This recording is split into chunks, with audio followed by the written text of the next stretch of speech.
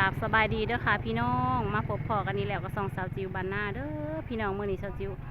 มารายงานตัวตอนแรงๆนะคะประมาณ3 โมงกว่าๆนะคะพี่น้องคะมื้อนี้สาวจิวพามาเลาะตลาดแรงบ้านคันถาจานเด้อพี่น้องตลาดแรงอาหารการกินเนาะมาเบิ่งน้ำกันเด้อค่ะพี่น้องว่ามันมียังแน่นะอาหารอันน้ำบ้านๆเฮานะสาวจิวก็ได้พักได้หยาได้ห้อยโข่งมาขายนะคะพี่น้องเดี๋ยวมาลุ้นว่าจะได้ขายหรือบ่เนาะพี่น้องเนาะมื้อนี้เนาะ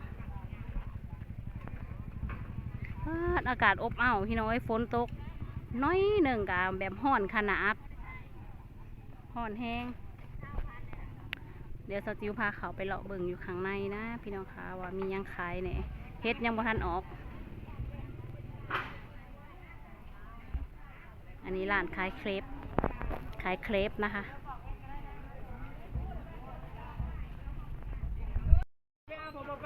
คนยังบ่แล้วมาห่อสมมาไง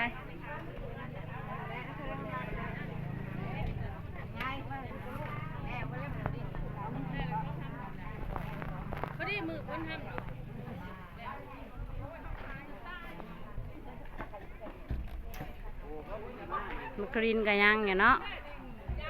เขาดินน้อยบ่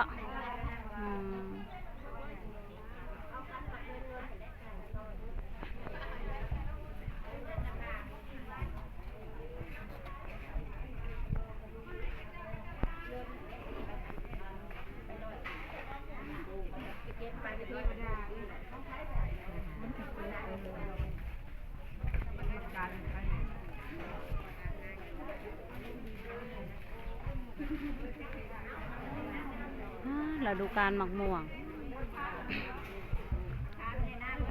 วงลายอะไรหมักตาลจะมีพี่น้องเดี๋ยวไปขายปลูกขายเลยฮะอยู่เพื่อนกันกกใหญ่บ่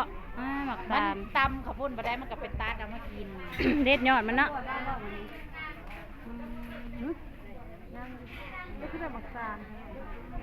เบิ่งหมักม่วงงามหมักม่วงแก้มแดงอู้งามแห้งเลยพี่น้องมะม่วงแก้มแดงมะม่วงก็สมงามเถอะเนาะเราดูการมะม่วงพี่น้องเอ้ยลายอันนี้คือจุดจีอยู่ในกองขี้งัวนั่นแหละพี่น้องนี่แซ่บเด้อนี่เด้อมันจะจอกรสมันเขามาเอาแค่นี้นะใครไหนแต่มันบ่อื้อเนาะลูกข้านั้นบ่ได้พามาในนี่น้ำเราต้องใส่แพมเพิร์สอันนี้สมปลาพี่น้องสมปลาขาวสมปลาคลองบ้านเฮานะพี่น้องนี่สมปลาห่อ20,000อันนี้ของซาวจิวเองพี่น้องมีหอยโขง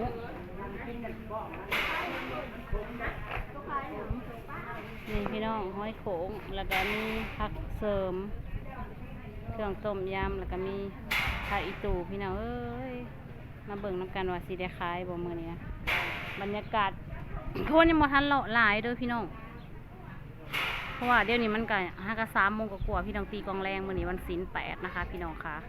วันพระนะวันนี้วันพระน้อยบ่แม่นวันพระใหญ่นะคะพี่น้อง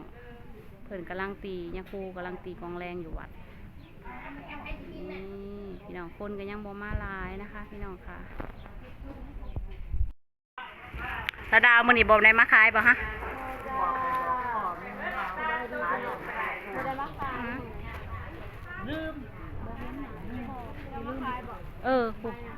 ให้ห้อยโขงพี่น้องได้ห้อยได้พักในหยาเมื่อนี้พี่น้องปองไป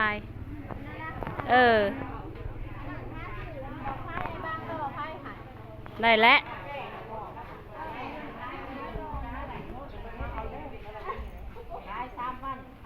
ขายโลด ขายเท่าได้ก็ขายโลดนะเนาะ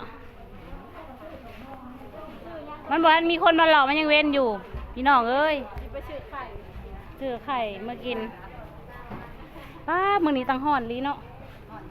โอ้หน่อไม้เจ้าเฮ็ดปัวออกพวกของขายบ้านเฮาพี่น้องปองไปเอ้ยมาเดินมาหลอดตลาดแรงบ้านกันจานเด้อพี่น้องบ้านเฮาน่ะบ่ทันมีเฮ็ดหยังดอก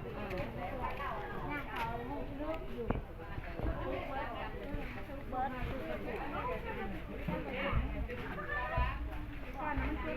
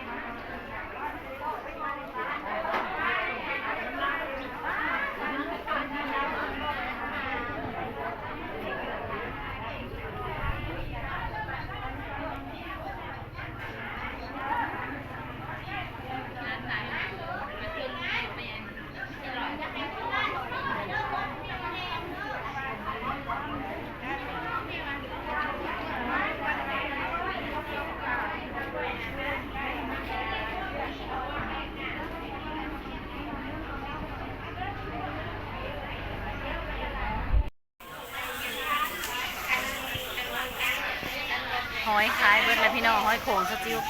ทง10,000สจิวขาย3ทง25พี่น้องลดราคาหอยโขงขายเบิดแล้วพี่น้องคะเหลือแต่ผักวันนี้ค่ะอันนี้ฮะก็ได้ขาย1พี่น้องไอตู่ได้ขาย2 กรัมนี่ผักเสริมยังบ่ออกผักเสริมเฮายังบ่ออกจากทงยายยังบ่ออกจากทง สิได้เอาไปอันนั้นอันนี้ให้แล้วนี่นะเสริมคันบ่ตัดผัดมันยาวเด้ก็จำเป็นต้องได้ตัดนะพี่น้องยังบ่ออกเลยนี่มืดฟ้ามืดฝนมาแล้วพี่น้องเบิ่งผู้เด็กน้อยอยู่น้ำซาวบี้มืดฟ้ามืดฝนคันฝนตกเมื่อบ่ได้ก็สิได้พ่อเพิ่นเลยมาหาบจิรจักรเมื่อบ่ได้ฝนตกผู้มืดมาเลยพี่น้องปองปลายตกแน่นอน มันสิผสมกับปุ๋ยด้วย ว่านและยังบ่กำลังลงไห้ลงนาตั้งหน่อเลยเนาะกำลังทุกคนก็กำลังลงไห้ลงนาพี่น้องจ้ามาเด้อมาซื้อเด้อฝนสิห้ำเลยเด้อมักม่วงปุ๊บ